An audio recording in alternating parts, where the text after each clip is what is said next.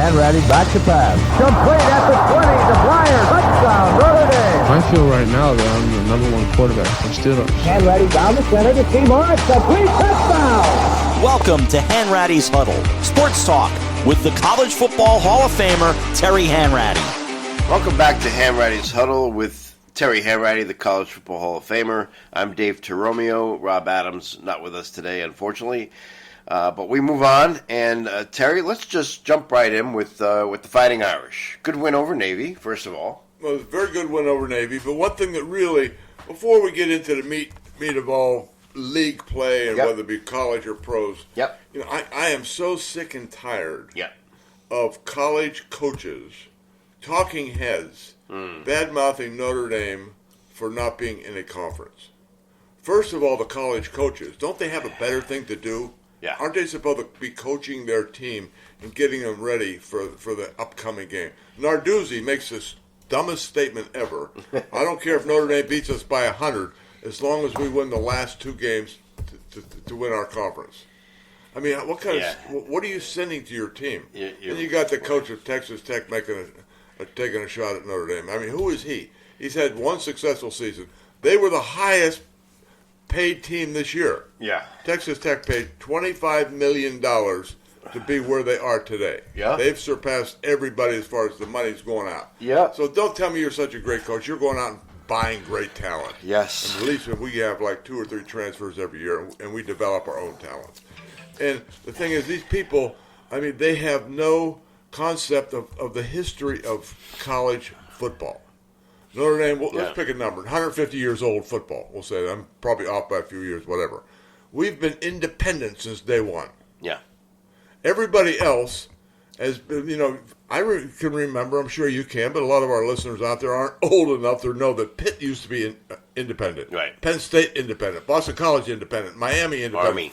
Army independent. I mean, a lot of these teams were independent. Yeah. They joined the conference. Why? Because they could not support themselves. Right. They needed the help of a conference. Right. Luckily, Notre Dame does not need the help of that conference. Yeah. They say, well, join the conference. If we join a conference, it would be ACC. We already play 6 games. That's in our contract, 6 games with ACC teams. Right. We just signed a contract a couple years ago when Clemson was on top. They've had a couple rough years here. For us playing a 10-game series back-to-back with Clemson for 10 straight years. Yeah. We're signed. We got Alabama coming in on a contract for home and away. We got Texas coming in home and away. I mean, what do these people want us to do? We if we join ACC, I'm not going to brag it up, but we'll win it most of the time. Yeah. There's a good shot of that. So we'll be now. Notre Dame, Jock Schwaber was under 12 games. Mm-hmm. They negotiated. Well, Notre Dame's going to be top 4 every year. Okay, we'll start at 5. We can't be that to get this the bye. We'll start. No, we can get no higher than 5. So that gives everybody, since we don't play a conference tournament, championship. So that everything is just so. These people have craziness in their mind. We want to be independent. We chose to be independent. Right. Financially, we're secure in our independence. We've always been secure since day one. Correct. So I don't know why everybody, especially people, who the hell are these guys? Who is Narduzzi? Yeah. I mean, he's had, one winning season. I mean, I just don't understand what he's sending to his team and why he should open his mouth. These guys that are coaching now should be more concerned with the game coming up than Notre Dame joining a goddamn conference. Put it bluntly. Let's keep it clean. All right. No. Well, I'm going to give you a one-word answer on everything you just said. Okay? And I'm not a Notre Dame apologist. You know that. I mean, but here's the answer. Jealousy.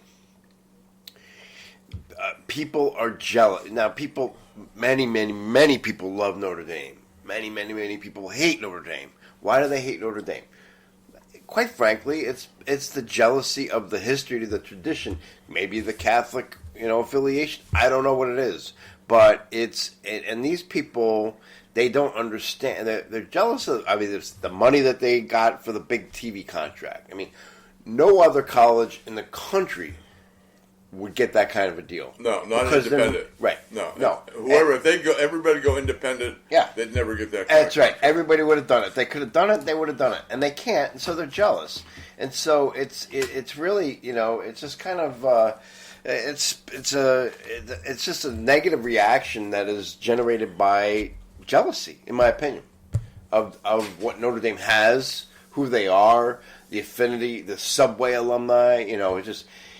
There's just we try to do things the right way. Well, that's another. We still show Yeah. the kids academically. There's a lot of schools that do it. I'm not saying Yeah. Notre Dame's the only school that does that. But there's a lot. We pride ourselves in a 98% graduation rate. Yep. And those are legitimate kids going to class graduation rates. And we put a good product on the field. Have we had a few down years before Marcus Freeman? Yes, we had great years under Lou Holtz. We had a couple bad hires in there. And now with Marcus Freeman in there, we're on the upswing again. And we have always, what we want to do. And I can remember when I was being recruited. This is in the early 60s, right? Mm-hmm. And Eric Parsegian was telling me, we play a national schedule. We're going to take you to California every other year. And then every other year we're going to go to Florida because we want to attract players from all over the country. And we have alumni all over the country. And they beg to bring a team out there, whether it's the rugby team, bring a team to our area so our alumni groups can go watch the games. And so that's why Notre Dame has always prided themselves in playing all over. We play in New York, we play in California, we play in Texas, we play in Miami. It's all over. And that's what we've always done, and it's been successful, and why change it? Yeah. I mean, the Steelers have been successful in their coaching hiring. Why change it? They've had success. Yeah. I mean, when you have a problem, you change things. When you don't change it. Give me the last, because we can name schools, Boston College, and obviously, and I'm going across the board here, not just football, where they've been involved in, whether it's point shaving or some type of scandal. Give me the last scandalous or controversy in any sport that Notre Dame has been involved in. What comes to mind? You can go back to Brian Kelly with that kid putting him up on the right, and that was just that was really a poor decision yes, on his part, and he didn't own up to it. Right. Okay, fair enough, but that wasn't an institutional, right? That wasn't a nothing, a cover up. That's a good answer, No. But my point is, I'm not saying Notre Dame's perfect. Nothing's perfect. We are far from perfect. It's an imperfect world, but but this is just a pure jealousy and really stupidity. You know what? Like you're saying, keep your comments to yourself. And you should take pride in your own university, right. And really promote it. You play like hell on the field, and try to beat us. And we try because we're going to try to beat you. Yeah, and it's all on the field. Why take it from there? I mean, you get a couple guys I've heard of, I won't acknowledge their names, and they just get on. They just say that Notre Dame doesn't play that championship game. Yeah, who cares? The only reason they put in these championship games in conferences haven't been around that long. The only reason they put the playoffs in conference playoffs is to create more money. But remember, that's it. They don't need to play a Big Ten champion is done at the end of the season. But put them in the Rose Bowl. That's what you used to do. At the end of the day, look at the conference championships just this year. They're a sham because teams that are going to be in those championship games aren't playing some of the best teams in their own conference. No.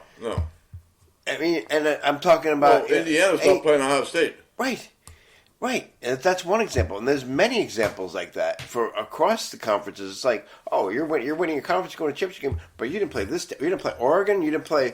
You can go across the country, and I can give you 3 or 4 leagues, and it's like, wait a second, how are you the best team when you didn't play like the other 3 top teams in your own conference? And there's a lot of teams that hate Notre Dame, right? But they love to play Notre Dame because you're getting a full gate. You're getting the gate. You're making money. Yeah, that's right. You're making money. So that's you're getting a lot of Notre. You're getting on TV. Well, not that there's not everything's on TV now, but you know what it's like. That's what it used to be, yeah. But still, I mean, I would think that you're getting a lot. We've never had a trouble getting games. No, scheduling games. Well, speaking of games, let's flip the this conversation a little bit. Nice win over Navy, 49-10. Love the post game, seeing both teams supporting each other. That's classy. Navy kept Notre Dame alive during World War II, and we will never forget that. Yeah. And now this week, there's a game coming up that you're a little bit leery of. Not a little bit, a lot. Okay. Notre Dame at Pittsburgh. Pittsburgh has a freshman quarterback who I have not seen yet. Okay. I talked to a couple of my buddies back, my hometown is 30 miles from Pittsburgh, so I know Pitt well. And sure. my good friend he said that the quarterback is really good. He said he can make every throw. He's got a big arm and good feet. And they got a couple running backs that are small but really quick, and they create headaches for defense chasing them. So we had 2 guys out on the defensive line last week against Navy.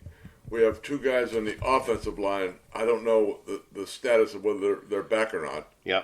But Pitt's going to be a handful.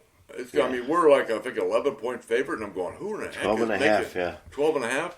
12.5-point favorite, and at the end of the day, and this is where game day is going to be, by the way. Yeah, game day is going to be there. Be in Pittsburgh. So I think the quarterback you're referencing is Mason Heinschel. Yes. That's how you say it.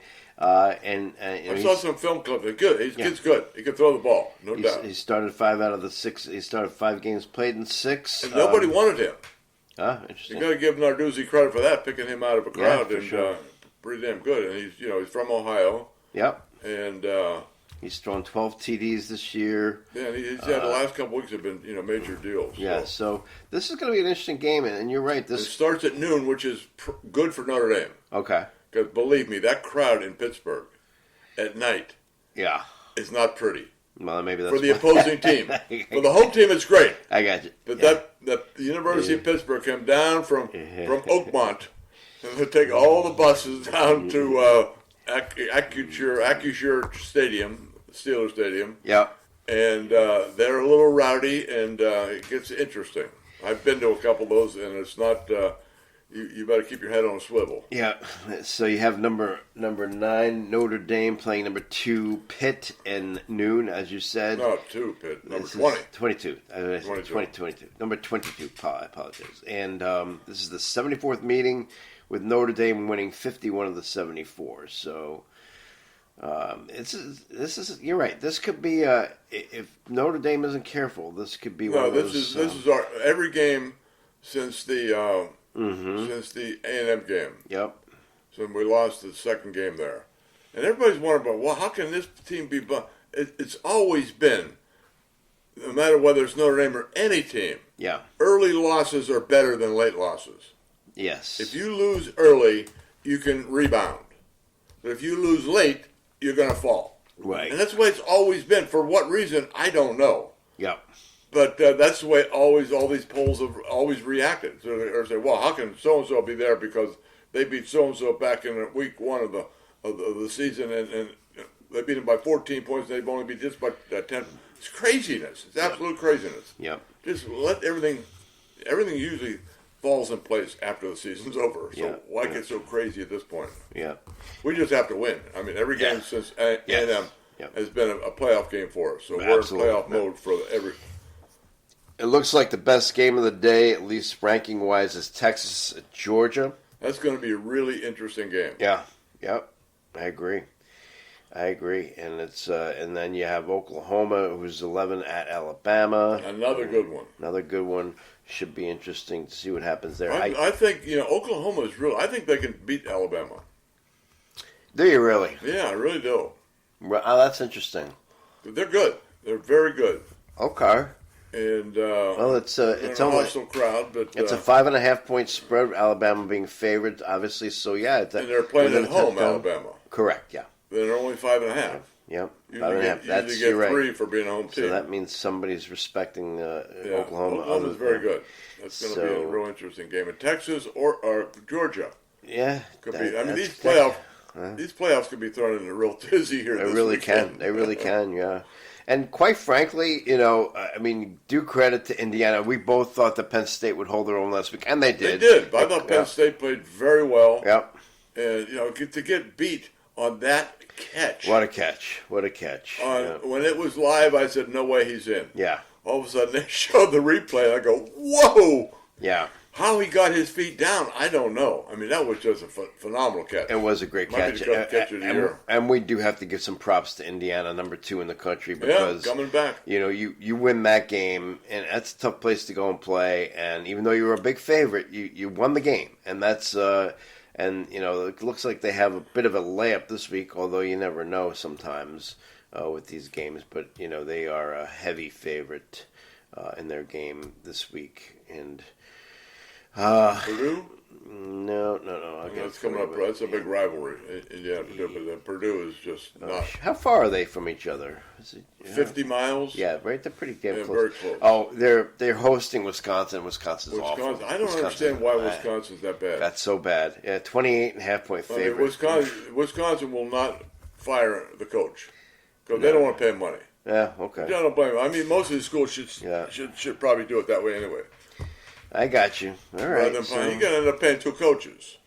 Yeah. Oh, yeah. The other guy can't. Brian Kelly can't find a job. They got to pay him. Yeah, but that's become a mess now. I mean, that's going to be. The courts will decide how much money he gets. What a mess! And LSU does not look good. I have to say, I'm not a Brian Kelly fan, but LSU does not look good in this situation. And there should be a law that you cannot give a coach a 5-year contract.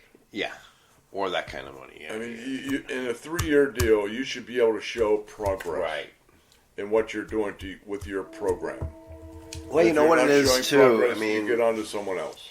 Let's be honest. The agents are, I don't want to say slang. Listen, I have friends who are agents. I know Lee Steinberg, a.k.a. Jerry Maguire, very well. I know some other agents. They're cutthroat, and they want the best, exceptionally above and beyond the best for their clients. Oh, for sure. And they do it. And they do it. They do a good job as far as that's concerned, no doubt. My agent has failed me miserably, so he just, I got to fire why you're him. doing that podcast with me. All right, should we turn our attention to the NFL? Well, I'm trying to figure out where the hell my Steelers are going to go. They're a conundrum, you for talk sure. about a Jekyll and Hyde. Yeah. I mean, Rodgers a week before against Indianapolis looked like a world beater. It looked like he was 25 years old. Yeah. He looked like 55 last week. Shockingly, they have the Bengals coming to town, and it's kind of interesting because even though the Steelers are a favorite, which they should be, they're only a 4.5-point favorite in this game. Yeah, both teams are really bad. Yeah, it's really. Both those we have teams, not shown. Yeah. I mean, if they let Flacco beat them again. Well, I saw Burrow was starting to practice. I don't think he's playing, but he's starting to practice again, which is good for him. They're holding him up for that trade with the Jets. Don't bring that team up. They stink. Justin Fields seems like a nice guy, but man, he's just terrible. He's just brutal. And the whole team is brutal. Starting with Woody Johnson. I don't know what's around Fields. I think he has a big arm. Garrett Wilson was out this week, but that's not. Believe me, I'm never going to make excuses for that team. They're just brutal. No, he needs a real quarterback guru coach. Well, I think he's making bad decisions. His feet are great. I mean, when he runs the ball, I know you like it. I mean, this is his 3rd team, and it's it's the same thing with him. And if I'm the Jets, I start somebody else. Just see what you got in some of these other guys. They have that young kid. I can't even think of his name, but just at this point, winning is not. It doesn't matter. No. I mean, winning now only hurts you. Yeah. And you know what? The NFL, I mean, quite frankly, maybe it's because I'm a Jet fan, but it just doesn't hold my attention the way college football does. No, college football, basketball and football are... But I will say, you have a couple good games this week. You have the Lions at the Eagles. That's the Sunday night game. So that's a decent game right there. The Ravens are making a comeback, and they're starting to play well. They're at the Browns, so that should be a win for them. And the Chiefs at the Broncos. That should be a game. Our boy Zach Gallen. And that Broncos at home, a 3.5-point underdog. That's an odd one for me. But well, the quarterback has not been playing well lately, Bo Nix.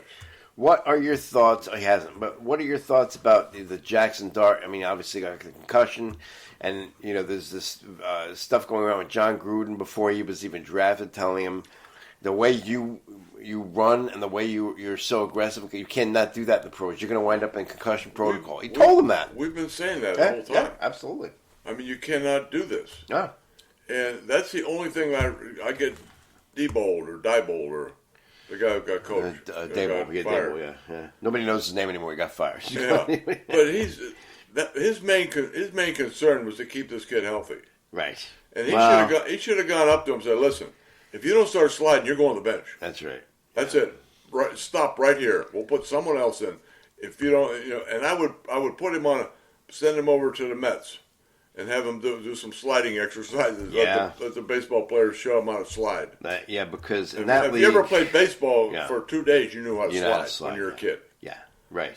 And you get these wet, that's what they were doing with Caleb Williams, yeah. And you would, do that. But you're no good to me if you can't play. Yeah. And you're no good to yourself, more importantly. If you keep banging that head around, you're going to end up really in bad shape. Yeah, no, it's not. And, he had that one. And Debo, when he Dable, again, the other guy. Yeah. And he questioned the doctor. That what really threw up a flag to me. Oh, and yeah. It probably did to he the got mad at too, the doctor because he was in the. And he wanted, because he was playing really well, Dart. Yes. And all of a sudden he gets dinged, and the coach wants to go, "Hey, why can't we get him in? Come on, Doc. Yeah. Whoa, stop there. No one, the doctor has the last. That's right. He's not concerned about the scoreboard or your career. He's concerned about this kid's health. Yeah, and that's the number one thing. Yeah. So just one more thing I'll touch on it and let you comment on it, because the Bills are home to Tampa Bay this week. And the Bills, I mean, it was just shocking to me how badly the Dolphins beat the hell out of them last week. Yeah. The Bills look like a fourth-rate team the way the Dolphins were beating them up. And the Dolphins are not great. Well, we've said it 1,000 times. 3-7. There's parity. It doesn't. Any team can beat anybody. The Jets, you give them a few extra points, and they've won some more games. All right. There's a lot of last-minute touchdowns that look bad on the win-loss record. You're right. Yeah. But they're all pros. Yeah. There's no doubt. And some guys, sometimes they want to play, sometimes you don't. It's up to the coach to get them ready every game, but. Doesn't always happen. And we're obviously well past baseball season, but congrats to Aaron Judge on his MVP. That was well deserved. And Otani in the National League. 4 out of 5 years. That's crazy. Well, he deserves it. Does deserve it. When the way he pitches, the way he hits. When you talk about valuable, boy, that certainly fits the definition, right? Then there's a lot of talk about Paul Skeen. Well, yeah. Then the Pirates said no way, and you wonder why. I mean, you're going to get crucified by the media. Of course, you're already getting crucified by the media. Well, I think, let's be honest, I think that's a stance that they have to put out there, and then they're going to get an offer because they want to up the offer. Now, the general manager meetings are going on right now, and obviously, I don't think anything's going to happen over the winter meetings with him.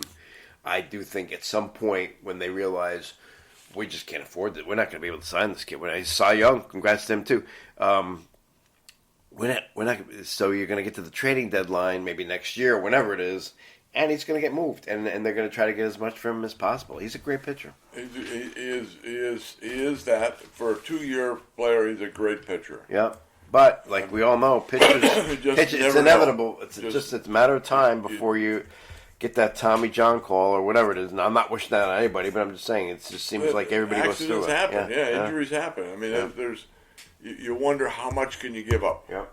And for him, you're going to have to give up a lot. Yep, absolutely. And you have to be a team that can afford him, because if something happens there, you can have the ability to go buy someone else to plug in if you can.